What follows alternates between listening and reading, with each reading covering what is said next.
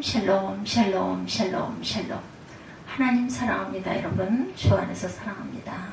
28장 1절에서 11절까지 함께 나눕니다. SBS TV 코미디 전망대에 출연하여서 인기를 모았던 김경태 씨가 PD 시절 후배 연기자들에게 강조했던 말, 인생의 목표를 인기에 두지 말라. 인기를 삶의 목표로 삼으면 실망한다. 이런 이야기를 했다고 합니다. 오늘 예레미야 28장 1절에서 11절을 통해서 인기가 많았던 선지자와 인기가 없었던 예언자, 이런 그 내용들은 어떤 사람들은 인기가 좋았고 어떠한 예언자는 인기가 없는 예언자였고 그 결과는 어떻게 됐는지 이런 부분으로 함께 은혜를 나눠보도록 합니다. 인생의 목표를 인기에 두지 말라. 인기를 삶의 목표로 삼으면 실망한다고 이렇게 그 김경태 씨라는 PD 시절의 후배 연예인들에게 말을 했다는 거죠. 최선의 노력만 하라. 인기를 얻었다고 교만하지 말아라. 인기는 물거품처럼 사라질 수도 있다. 인기를 위해 살지 말고 사명을 위해서 노력해라. 이 사회를 웃음으로 밝게 만든다는 사명, 웃음으로 사람을 즐겁게 해준다는 사명을 가져라. 그때 행복과 성공과 행복이 보장된다. 이런 이야기를 했다고 그러죠. 네, 맞습니다. 사람을 웃기는 것도 인기를 위해서가 아닌 사명을 위해서라는 김경태 씨의 충고를 귀담아 들을 만하죠. 인기라는 것은 그 자체가 중독성을 가지고 있는 것이고 본질을 망각하고 인기 자체에만 관심을 기울이고 있는 것은 좋지 못한 영향을 미친다. 그러나 사명은 그 자체로 삶을 풍요롭게 하고 사람을 고상하게 만들며 보람과 행복을 느끼게 만들기 때문이다. 오늘 본문에서 인기를 추구한 예언자와 인기가 아닌 본질을 추구한 그 예언자를 동시에 우리는 만나게 됩니다. 인기 좋은 예언자와 인기 없는 예언자라는 제목으로 함께 말씀을 나눌 때 우리가 하나님과 사람 앞에서 추구해야 할 것이 무엇인지를 깊이 한번 생각해 보도록 하죠. 선지자 하나냐가 나오죠. 오늘 본문에 2명의 예언자가 나옵니다. 그중 한 명의 이름은 하나냐. 이 예언자에 대해서 먼저 생각해 보죠. 소망을 주는 메시지를 전하고 있어요. 하나냐는 백성들에게 예언을 하면서 소망이 가득 담긴 메시지를 증거합니다. 1절에 보면 그의 유다왕이 이렇게 시작이 되죠. 시드기야가 다스리기 시작한 지 4년 5째 달 기본 아술의 아들 선지자 하나냐가 야훼 성전에서 백성들과 모든 제사장들과 백성이 보는 앞에서 내게 말하여 이르되 만군의 여호와 이스라엘의 하나님이 이같이 일러 말씀하시기를 내가 바벨론의 왕의 멍에를 꺾었느니라. 내가 바벨론의 왕 느부갓네살이 이곳에서 빼앗아 바벨론으로 옮겨간 야훼 성전 모든 기구를 2년 안에 다시 이곳으로 되돌려 오리라. 내가 또 유다의 왕 야훼김의 아들 여고니아와 바벨론으로 탁한 유다 모든 포로를 다시 이곳으로 돌아오게 하리니 이는 내가 바벨론의 왕의 멍에를 꺾을 것이니라. 야훼 말씀이니라 하시니라. 선지자 예레미야가 야훼 성전에 서 있는 제사장들과 모든 백성들이 보는 앞에서 선지자 하나냐에게 말하니라. 6절입니다. 선지자 예레미야가 말하니라. 아멘. 야훼는 이같이 하옵소서. 야훼께서 내가 예언한 말대로 이루사 야훼 성전 기구와 모든 포로를 바벨론에서 이곳으로 돌려오시기를 원하노라. 그러나 너는 내가 내 귀와 모든 백성의 귀에 이르는 이 말을 잘 들으라. 나와 너 이전의 선지자들이 예로부터 많은 땅들과 기근 큰 나라들에 대하여 전쟁과 재앙과 전염병을 예언하느니라.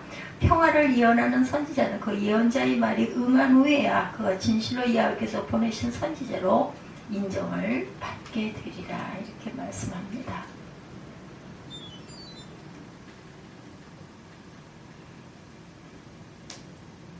선지자 하나냐가 선지자 예레미야의 목에서 멍에를 빼앗아 꺾고 모든 백성 앞에서 하나냐가 말하 이르되 야훼께서 이와 같이 말씀하시니라. 내가 2년 안에 모든 민족의 목에서 바벨론 왕 느부갓네살의 멍에를 이와 같이 꺾어버리리라 하셨느니라 하매 선지자 예레미야가 자기의 길을 가니라.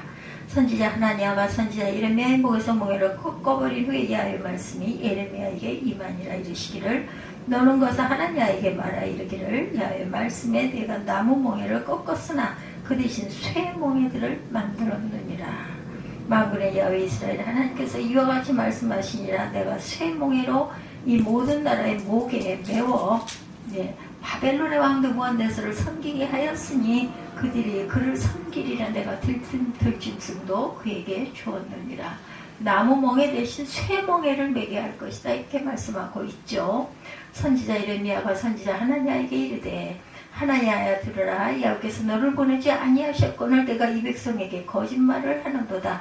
그러므로 여호와께서 이와 같이 말씀하시되 내가 너를 지면에서 제하리니 내가 여호와에게 패역한 말을 하였음이라. 내가 금년에 죽으리라 하셨느니라 하더니 선지자 하나냐가 그의 7째 달에 죽었더라. 그 예레미야와 하나냐의 비교입니다. 보면은 그렇죠. 소망을 주는 메시지예요. 하나냐는 백성들에게 예언을 하면서 소망이 가득 담긴 좋은 메시지를 선포하죠. 이 하나냐가 메시지를 전하는 시기는 시드기야의 즉이후 얼마 되지 않았을 때이다. 이 하나냐가 메시지를 전하는 장소는 야훼 집 성전이었죠. 이 하나냐가 메시지를 전하는 대상은 제사장들과 모든 백성들에게. 이 하나냐가 전하는 메시지의 내용은 바벨론의 몰락과 포로의 귀환과 야훼 전 기구의 반환에 대해서 이야기하고 있습니다. 바벨론은 망할 것이고 그리고 그 가져왔던 기구들은 다 돌아오리라고 말하죠. 백성들의 마음을 시원하게 만들고 흥분하게 만드는 놀라운 메시지, 바라는 것이 소망이 그대로 이루어진다. 2년 안에 지금 이스라엘 백성들은 왕을 가지고 있어도 자신들이 세운 왕이 아니고 바벨론이 쳐들어와 왕을 잡아가 버리고 시드기야를 세운 왕을 삼은 것이죠. 결국은 주권을 제대로 가지지 못한 상태. 성전의 기구들은 바벨론으로 실려보내면서 얼마나 탄식을 했던가. 자신들의 가족, 친지들과 생이별을 하면서 얼마나 통곡을 했겠습니까. 그런데 이제 하나냐의 메시지는 그 모든 것을 회복하는 예언을 하고 있어요. 하나냐는 자기 말을 더 분명히 하는 차원에서 예레미야가 상징적으로 목에 걸고 다니던 멍에를 꺾고 다시 한번 회복의 예언을 증거합니다. 10절부터 보면 11절까지 선지자 하나냐가 선지자 예레미야의 목에서 멍에를 꺾고 모든 백성 앞에서 말하여 가로되 야훼께 이같이 말씀하시되 내가 두 해가 지기 전에 열방의 목에서 바빌론 왕 느부갓네살의 멍에를 이같이 꺾어버리리라 하셨느니라 하며 선지자 예레미야가 자기 길을 가니라. 선지자 예레미야는 떠나죠. 그러나 거짓된 소망이었다. 여러분요, 하나냐가 백성들에게 심어준 회복에서 소망은 거짓이었어요. 회복의 소망. 결국은 이루어지지 않죠. 이루어지지 않은 것은 이루어지는 과정에서 시간이 걸린 것의 별개의 문제입니다.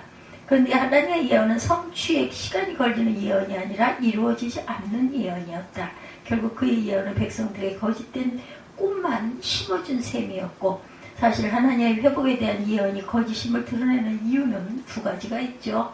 하나님의 예언이 거짓일 수밖에 없는 이유. 첫째, 하나님은 회개가 없이 회복을 말하고 있다. 지금 이스라엘 백성이 당하는 고난의 원인이 무엇인가? 죄였죠.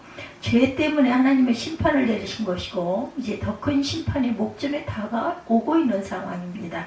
근데 하나님은 회개를 촉구하지도 않고 회개하지도 않은 백성들에게 회복을 예언하고 있으니 거짓이죠. 집 나간 탕자가 아버지께 돌아오지는 않았어도 그의 삶이 달라졌을까? 회개가 있었기에 그는 다시 아들의 권세를 회복할 수가 있었어요. 다윗이 범죄한 후 자신의 죄를 숨겨두고 회개할 생각이 없었어도 하나님은 다시 다윗을 회복해 하고 용서하셨을까요? 우리도 마찬가지입니다. 회개 없이는 구원도 천국도 없다는 것. 그러게 예수님도 첫 번째 설교에서 때가 찼고 하나님 나라가 가까웠으니 회개하고 복음을 믿으라 이렇게 선포하시죠. 하나님의 예언이 거짓일 수밖에 없는 이유는 둘째로 하나님께 받아서 말한 내용이 아니다라는 것입니다.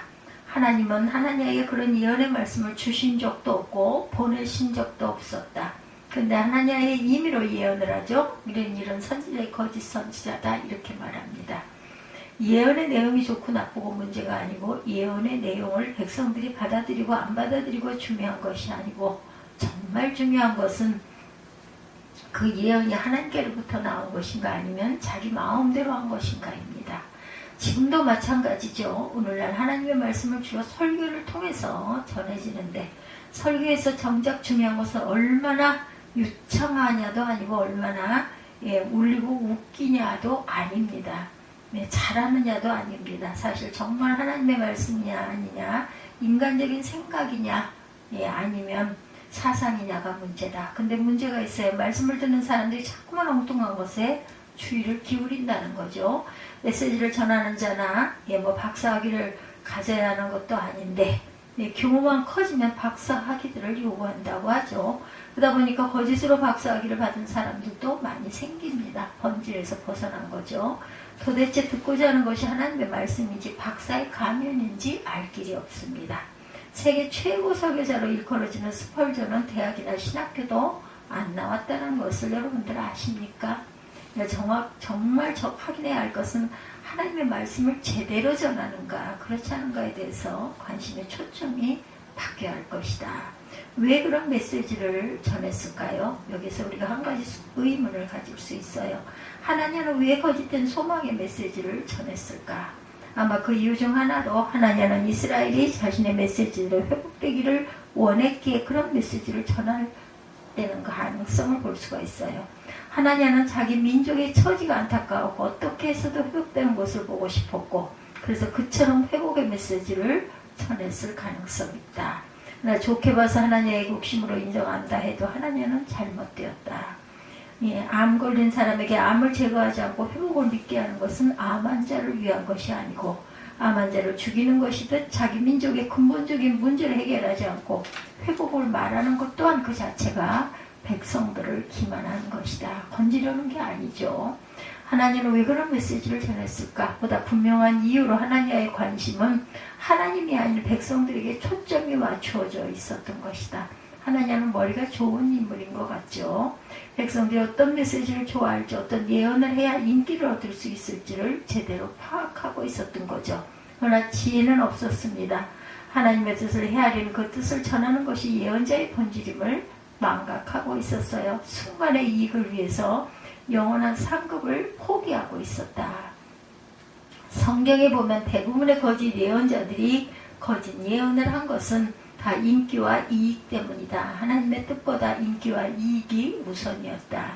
그리고 오늘날 우리는 많은 주의 종들에게 사람들의 이목과 인기 때문에 하나님의 뜻을 저버리거나 모른 척하는 그런 예들을 많이 보게 됩니다. 이들은 엄밀히 말해 하나님의 종이 아니고 사람의 종이다.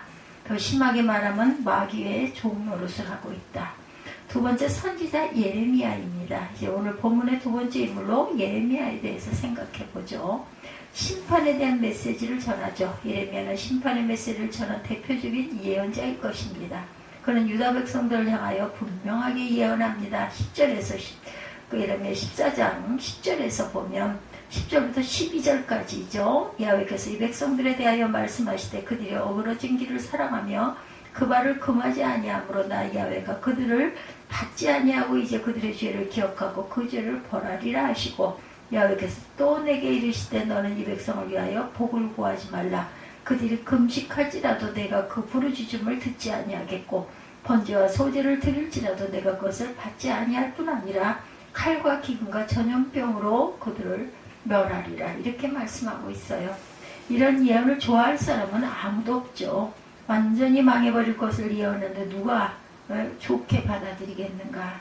조금만 책망을 해도 마음이 꼬여서 악감정을 푸는 것이 사람들의 마음인데 사람들은 예레미야를 싫어할 수밖에 없었겠어요. 예레미야는 백성들의 눈에 매국노고 나라를 팔아먹는 자고 유대민족이 잘 되는 꼴을 못 보는 사람으로 아마 오인을 받았을 것입니다. 하는 예언마다 유다를 치는 예언, 책망하는 예언, 심판을 선언하는 예언이니 예레미야는 완전히 미운 털이 박혔을 거예요. 희망의 메시지에 대한 제동이 걸려야 되겠죠. 자신이 유다에 대해 좋지 못한 것을 예언하는 것으로 그치지 않고 예레미야는 유다에 대해 좋은 것을 예언하는 예언자들에게 제동을 걸고 있습니다. 오늘 본문에도 예레미야는 그와 같은 모습을 보이죠. 유다의 회복에 대해서 소망적인 예언을 하고 있는 하나니아에게 예레미야는 하나님의 예언에 나타날 수 있는 문제점을 지적합니다. 5절부터 보면 그렇죠. 5절부터 9절까지 선지자 예레미야가 야훼 집에선 제사장들의 앞과 모든 백성 앞에서 선지자 하나냐에게 말할세. 선지자 예레미야가 말하되 아멘. 야훼는 이같이 하옵소서. 야훼께서 내 예언대로 이루사 야훼 지키고와 모든 포로를 바벨론에서 이곳으로 다시 옮겨지기를 원하노라. 그러나 너는 이제 내가 내 귀와 모든 백성의 귀에 이르는 이 말을 들으라. 8절입니다. 나와 너 이전 선지자들이 자고로 여러 나라와 큰 국가들에 대하여 전쟁과 재앙과 연병을 예언하였느니라. 평화를 예언하는 선지자는 그 예언자의 말이 응한 후에야 그는 진실로 야훼 보내신 선지자로 알게 되리라. 예언한 것이 그대로 이루어지고 나야 온전한 선지자로 알고 믿게 될 것이다. 자기가 안 좋은 것을 예언하는 것도 문제를 삼고 있는 판국에 다른 사람이 잘 예언하는 것을 가로막다니 어떻게 된 자식이냐 이렇게 야단을 맞을 수도 있겠죠. 사람들의 시선은 더욱더 곱지가 않습니다. 사람들의 눈에 예레미야는 성격이 근원부터 뒤틀린 사람으로 보일만도 하죠. 가뜩이나 미운 털이 박힌 예레미야인데 이젠 냄새까지 풍기고 있어요. 그렇죠. 예레미야에게 좋지 않은 냄새. 그러나 여러분 예레미야의 말은 성격이 뒤틀린 자의 말이 아니었고 하나님의 예언에 대한 예레미야의 제동은 깊은 영적 통찰력을 가지고 있습니다. 예언자는 예언자의 예언이 성취되므로 진정한 예언자가 된다는 말은 당연한 말이죠. 사무엘이 선지자로 세움을 받을 줄 백성들이 확신하게 된 것은 그의 말이 하나도 땅에 떨어지지 않았기 때문이죠. 뒤틀린 것은 예레미야가 아니고 예레미야를 못마땅해 여기는 백성들이었다. 그러니까 꼭 다수가 옳은 건 아니에요. 그렇죠? 왜 예레미야는 그런 메시지를 전했을까? 그럼 예레미야는 왜 그렇게 심판의 메시지를 주로 하고 가다가 평화를 선언한 예언자들을 향해 제동을 걸었을까요? 예레미야가 그동안 예언 활동을 하면서 받은 상처 때문일까? 사실 예레미야는 감수성이 예민한 예언자로 알려져 있죠. 어린 나이에 예언자로 부름을 받았고 그가 해야 할 예언은 온통 자기 민족을 치는 예언들이었습니다. 그러다 보니 당하는 박해와 시련은 그에게 크나큰 고통이었겠죠. 너무 힘에 겨운 예레미야는 하나님께 악에 바친 듯 하소연을 하기도 해요. 18절부터 쭉 22절까지 내용들이 그들이 말하기를 오라 우리가 꾀를 내어 예레미야를 치자. 제사장에게서 율법이 지혜로운 자에게서 모략이 선지자에게서 말씀이 끊어지지 아니할 것이니 오라 우리가 혀로 그를 치고 그의 아무 말에도 주의치 말자 하나이다. 야훼여 나를 돌아보사 나로 더불어 다투는 그들의 목소리를 들어보아 주옵소서. 어찌 악으로 선을 갚으리까 하면 그들이 나의 생명을 헤아려 구덩이를 팠나이다. 내가 주의 분노를 그들에게 돌이키려 하고 주의 앞에 서서 그들을 위하여 선한 말씀만 한 것을 기억하옵소서. 그러하온즉 그들의 자녀를 기근에 내어주시며 그들을 칼의 세력에 붙이시며 그들의 아내들은 자녀를 잃고 과부가 되며 그 장정은 사망을 당하며 청년은 전장에서 칼을 맞게 하시며 주께서 군대로 졸지에 그들에게 임하게 하사 그들의 집에서 부르짖음이 들리게 하옵소서. 이는 그들이 나를 취하려고 구덩이를 팠고 내 발을 빠치려고 울물을 베풀었음이니이다. 야훼여 그들이 나를 죽이려 하는 계략을 주께서 아시오니 그 악을 사하지 마시며 그 죄를 주의 목전에서 도말치 마시고 그들을 주의 앞에 넘어지게 하시되 주의 노하시는 때 이같이 그들에게 행하옵소서. 예레미야 18장 말씀입니다. 막 나가고 있는 듯한 예레미야 탄원이죠. 자기 민족이 망하기를 바라는 것처럼 오해할 소지가 있는 내용이기도 합니다. 그러나 이 탄원은 너무 힘에 겨운 예레미야의 투정과 같은 것이지 정말로 자기 민족을 미워하거나 저주한 것은 아니다. 자기 민족을 향한 애끓는 사랑을 예레미야는 분명히 가지고 있었고 그는 결코 개인적인 감정 때문에 심판을 선언하거나 좋은 예언하는 예언자들에게 제동을 건 것은 아니다. 그가 그처럼 심판을 예언하여 인기 없는 예언자가 되는 것은 하나님이 전하라고 하셨기 때문이다. 사람의 인기를 구하는 예언자가 아니라 하나님의 말씀을 전하는 예언자로 살아갈 것을 선택한 것이다. 그래서 두 선지자의 결국은 어떻게 되었는가? 그러면 이 사람들의 결국은 인기 있던 예언자와 인기 없던 예언자는 각기 어떤 역사적 명예를 얻었을까요? 또는 하나님 앞에 어떤 자로 인정을 받았을까? 하나냐의 결국을 봅니다. 먼저 하나냐는 자신이 백성들에게 얻었던 인기에 비해서 나중엔 형편없는 대접을 받죠. 사람들은 그를 하나님의 예언자로 여기지를 않습니다. 그는 죽은 후에 하나님의 예언자로 취급되지 않고 거짓 선지자로 낙인이 찍히죠. 그의 예언은 결국 하나도 성취되지 않았기 때문이다. 그는 하나님께도 심판을 받습니다. 성경은 이렇게 기록되어 있죠. 예레미야 28장 15절을 보면 선지자 예레미야가 선지자 하나냐에게 이르되 하나냐여 들으라. 여호와께서 너를 보내지 아니하셨거늘 내가 이 백성으로 거짓을 믿게 하는도다. 그러므로 여호와께서 말씀하시되 내가 너를 지면에서 제하리니 내가 야훼께 패역한 말을 하였습니다. 금년에 죽으리라 하셨느니라 하더니 선지자 하나냐가 그 해 7월에 죽었더라.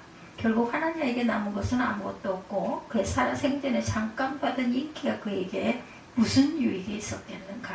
하나냐는 자신이 추구하던 것을 잠시 얻어 누렸으나 영원히 후회할 상황에 떨어졌습니다. 그것은 이익이 아닌 손해겠죠. 예레미야의 결국입니다. 그럼 예레미야는 어떻게 되었는가. 예레미야는 사실 오늘 본문의 상황 후에도 많은 시련과 고통의 연속이었어요. 그러나 후에 그는 온 백성들에게 존경을 받습니다.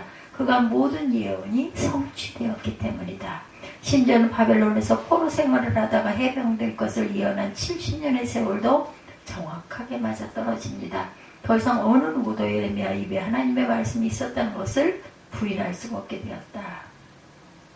지금까지도 예레미야 예언은 우리에게 전해지고 있죠. 하나님의 말씀으로 설교되고 있습니다. 그의 눈물과 기도가 우리의 가슴을 울리고 있죠. 하나님의 종은 어떻게 살아야 하는지를 웅변적으로 보여주고 있어요. 그는 진정 하나님의 마음을 품은 하나님의 사람으로 우리 모든 성도들에게 존경을 받은 그런 사람이 된 것이다. 우리가 받은 교훈입니다. 우리는 여기서 귀중한 교훈을 얻어야 합니다. 우리 어떤 교훈을 얻는가. 첫째, 우리가 구해야 할 것은 인기와 같은 세상의 어떤 것이 아닌 바로 하나님의 뜻이라는 것이다. 세상의 인기를 구했던 하나님은 결국 인기도 제대로 못 누리고 영원히 거짓 선지자로 낙인 찍힌 채 이름 없는 사람으로 사라져버렸지만 인기가 아닌 하나님의 뜻을 구했던 예레미야는 많은 사람의 존경을 받고 수천 년을 참 진리로 내려오고 있습니다. 여러분이 들어가 있는 모든 곳에서 사람들의 비유를 맞추고 그들을 기쁘게 해주려는 삶이 아닌 하나님의 뜻대로 순종하는 삶을 살 수 있기를 주님의 이름으로 축복합니다. 생각이나 말이나 행실에 있어서 하나님의 말씀대로 다르게 증거하고 전하는 저와 여러분이 되시기를 주님의 이름으로 축복합니다. 성경의 15절부터 요한복음 1장 2절, 요한복음 12장에 보면 이 세상에는 세상에 있는 것들을 사랑하지 말라. 누구든지 세상을 사랑하면 아버지의 사랑이 그 속에 있지 아니하니 이는 세상에 있는 모든 것이 육신의 정욕과 안목의 정욕과 이생의 사랑이니 다 아버지께로 쫓아온 것이 아니요 세상으로 쫓아온 것이라. 이 세상도 그 정욕도 지나가되 오직 하나님의 뜻을 행하는 이는 영원히 거하니라. 이렇게 말씀하세요. 우리는 어떤 교훈을 얻었어요? 둘째로 우리가 들어야 할 말은 우리 즐겁게 해주는 말이 아니라 바로 하나님의 말씀이라는 것을 깨닫습니다. 혹시 비록 힘없고 받아들이기 힘들자 할지라도 때로 하나님의 말씀은 우리의 상황에서 어려운 것을 선택하게 하고 더욱 힘이 들게 만들기도 하나 그 말씀에 따르는 것이야말로 궁극적으로 우리에게 축복이고 유익이라는 것을 잊지 않는 저와 여러분들이 되시기를 주님의 이름으로 축복합니다. 사탕만 즐기다가 이빨을 뽑아버리는 어리석은 사람들의 사람처럼 귀에 좋은 설교만 듣지 말고 영혼을 망치는 영적 미련둥이가 한 명 더 없기를 바랍니다. 말씀에 입갖게 전해지는 모든 말씀을 아멘으로 받을 줄 아는 저와 여러분이 되시기를 주님의 이름으로 축복합니다. 우리 그리스도인들은 인기를 쫓아 사는 사람이 아니라 말씀을 쫓아 사는 사람들이다. 인기를 못 믿고 미움을 사더라도 하나님의 뜻이라면 행할 수 있는 저와 여러분들이 되셔야 되겠고 인기를 얻고 환영을 받더라도 하나님 뜻이 아니면 거절할 줄 아는 저와 여러분들이 되셔야 되겠죠. 나 많은 부분에 우리가 하나님의 말씀대로 살아간다면 우리는 세상 사람들에게 인기는 못 얻을지라도 아마도 내 옳은 사람이라는 그런 생각이 끝까지 남을 것입니다. 초대교회 성도들의 모습이 칭찬받는 모습이 아니었죠. 43절부터 사도행전 2장 43절부터 47절까지 보면 사람마다 두려워하는데 사도들로 인하여 기사와 표적이 많이 나타나니 믿는 사람이 다 함께 있어 모든 물건을 서로 통용하고 재산과 소유를 팔아 각 사람의 필요를 따라 나눠주고 날마다 마음을 같이하여 성전에 모이기를 힘쓰고 집에서 떡을 떼며 기쁨과 순전한 마음으로 음식을 먹고 하나님을 찬미하며 또 온 백성에게 칭송을 받으니 주께서 구원받는 사람을 날마다 더하게 하시니라. 인기 하나님의 뜻 사이에서 어떤 선택을 할까 하는 기로에서 바울의 고백을 들려주고 말씀을 마칩니다. 갈라디아서 1장 말씀이죠. 10절에 이제 내가 사람들에게 좋게 하랴 하나님께 좋게 하랴 사람에게 기쁨을 구하랴 내가 지금까지 사람의 기쁨을 구하는 것이었다면 그리스도의 종이 아니니라. 하나님께 좋게 하랴 사람들에게 기쁨을 구하랴 내가 사람의 기쁨을 구하는 것이었다면 그리스도의 종이 아니라. 참 종이 되시는 저와 여러분이 되시기를 주님의 이름으로 축복합니다.